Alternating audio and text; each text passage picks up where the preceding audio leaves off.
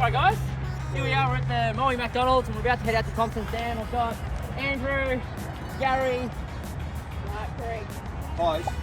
Greg, Kate, Lisa,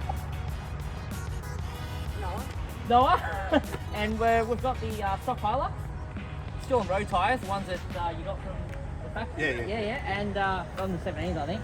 And the Pathfinder R51 out the back. Oh, there we are, we're over there. The R51 out the back. You guys probably know the Fortuner. The only mods that this thing has is literally, it's got all terrains on them, no lift yet, and we're just seeing how far it'll go. Should be a pretty good day out. It's nice and foggy this morning here, and let's have a coffee at Macca's and we're going to head out and all the beautiful trains and scenery you see around.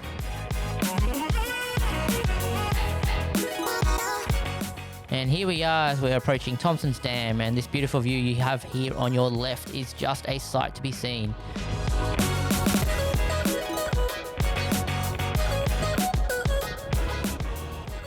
Right guys, here we are from Arrington's Campground. It's just inside of Toomong's State Park, I think it is, or National Park, and the view's amazing. This campground's now kind of conventional access. You can bring a two-wheel drive down here even in the wet if you're really careful. Pretty slow track. We came in with high pressures, and look, you can see it's got facilities. It's got drop toilets. No barbecue, no, it's just got undercover area tables. It's a good day spot to stop and air down before you start your forward drive trips. And the camp spots kind of look a bit like this, so you can still drive your forward driving.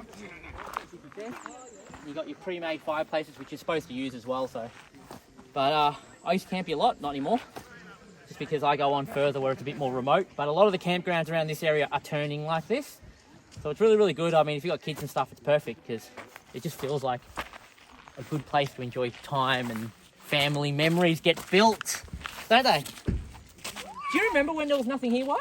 No. You don't remember? There's plenty of videos. Anyway, I remember what the place. we'll move on shortly once I air down, which everyone else is doing but me.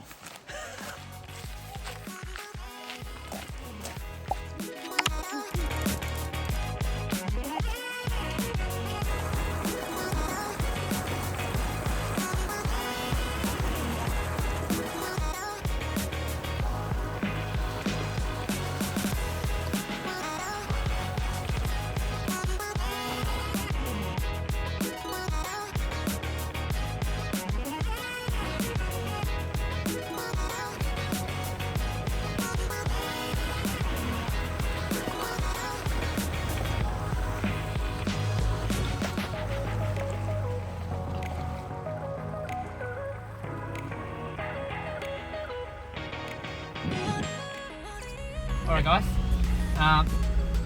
something about river crossings that everyone should know. I'm dubious about them because once upon a time, not too far from here, I actually crossed the track one day after camp, and it was kind of like not too bad, and I felt pretty comfortable with it. And what had happened is the next day I'd come back, and on my way back through, the actual water went over my bonnet, and I actually didn't think that it would have changed that much in a day, and it hadn't rained. So I've been in dry conditions and the water level had changed probably at least that much, and that's why, even though reports say the water level is good at river crossings, you really need to check them, because when you're looking in them, they don't look as deep until you're actually in them. It's kind of crazy how deep water is compared to how it looks, so just keep that in mind with river crossings.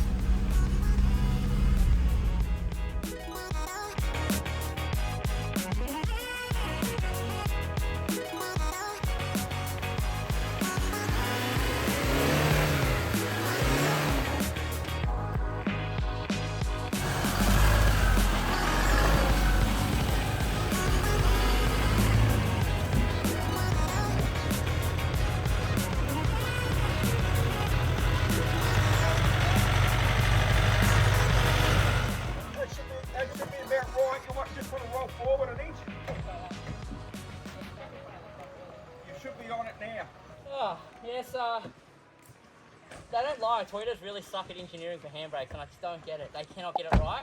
But in the 300 series Toyota Land Cruiser, they opted into the electronic, it's like a gear driven, to lock it on. Yep. It's the only handbrake that works with the whole Toyota range, I think. For how long that lasts?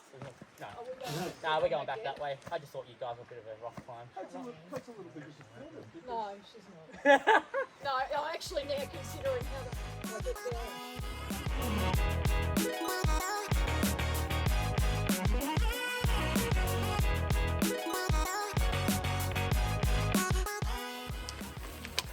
What a grouse idea. How good's that? These, actually, what you would like with the jet boil is the coffee press function.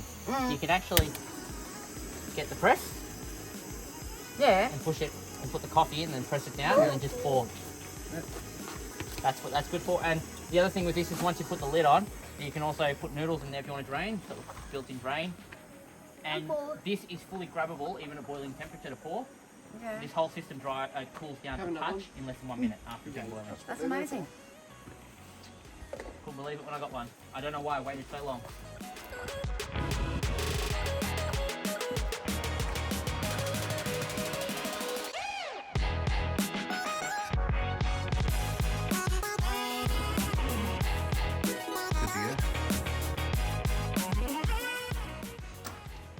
Nice little swap. Yeah, it is.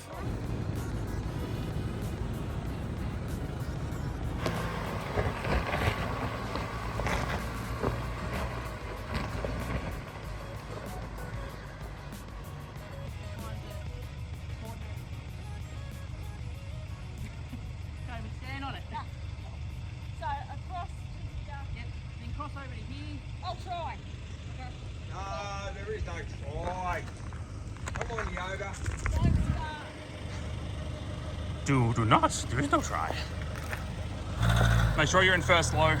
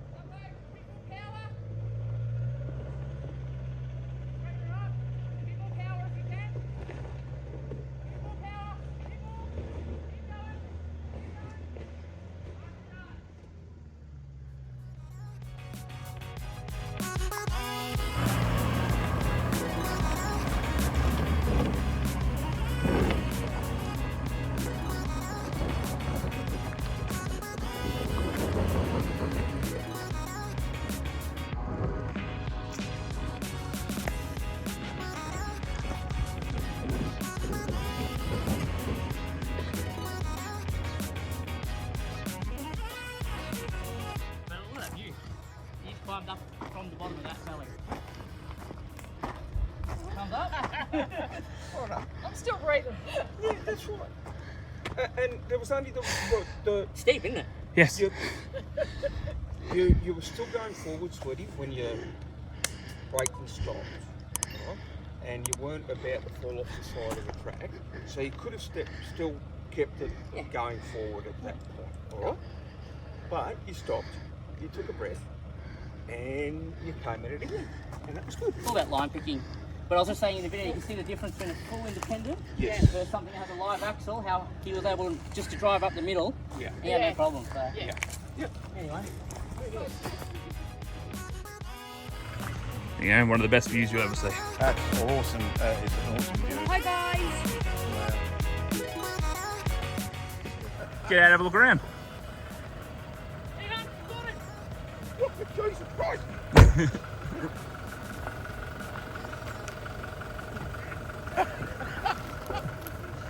He scared the crap out of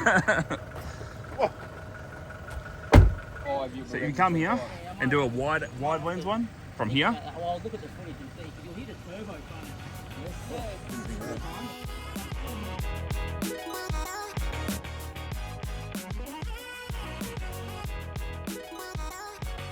Sorry? Oh, yeah. Yeah. That's nice. Okay. You come around and turn the... How quick is this thing? 300 200 litres a minute. It's great. What's going on here? Oh, he's putting the screen. He's going to drive now. Okay. But no, I'm very proud of myself. Getting up that hill. Even if it was under direct instruction, I still did it. Still counts though. Having a spotter is not a. Not a bad thing. It's not a bad. No, it's part of full driving. Having a spotter like that is. We just haven't used them recently. Well, because they're the tracks that I've been going on. I know them, so I generally know the spot. But if I was to do new tracks, spot is key. And how many times, if you ever came out with me on a day where I am trying a new track I've never been on, guarantee my spotter's out constantly. Yeah. Hang on a minute. We know a fit is. Have you got a nice big drill press sitting at home? Yeah, I do. Oh, good. I'm thinking we might need a drill to put a UHF aerial in. 'Cause we couldn't. Oh! Couldn't it just go in the okay, we can there? just put it in there. There's already one there. Maybe we I don't. can cut it off and I'll weld it on the bottom. Yeah, well,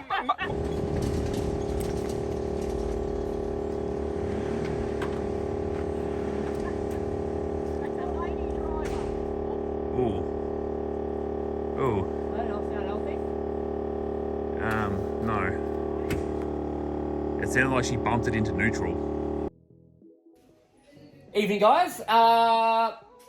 Just wanted to do a wrap up for today's Patreon full drive day out. And look, Kate, you did a wonderful drive on some of that complicated terrain where I could see.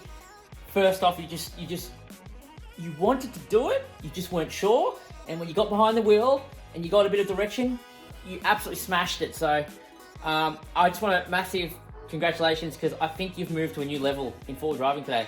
And Andrew, your confidence on the tracks right now is just amazing. I don't think you're overconfident either. I think you know where your limit is at the moment, and you're currently seeking for the next step. So anyway, guys, I just ramble on here for a little bit on our Facebook page. So instead of listening to that, I'm just going to let you guys know. Thank you for watching. And if you're interested in coming on one of our Patreon day trips, check us out at patreon.com/all-terrain-action. I'd love it if you guys would hit the like button and perhaps considering subscribing to All Terrain Action's YouTube channel, as this is the type of content you're going to be seeing, along with all our other crazy shenanigans that we get up to around here. Anyway, my name is Chris, and this was just another All Terrain Action video. I'll see you guys next time. A massive thanks to Jordan, who did all the camera work today, and my wife, who ultimately lets me out to go do all this crazy stuff instead of spend the nice weekends with her. So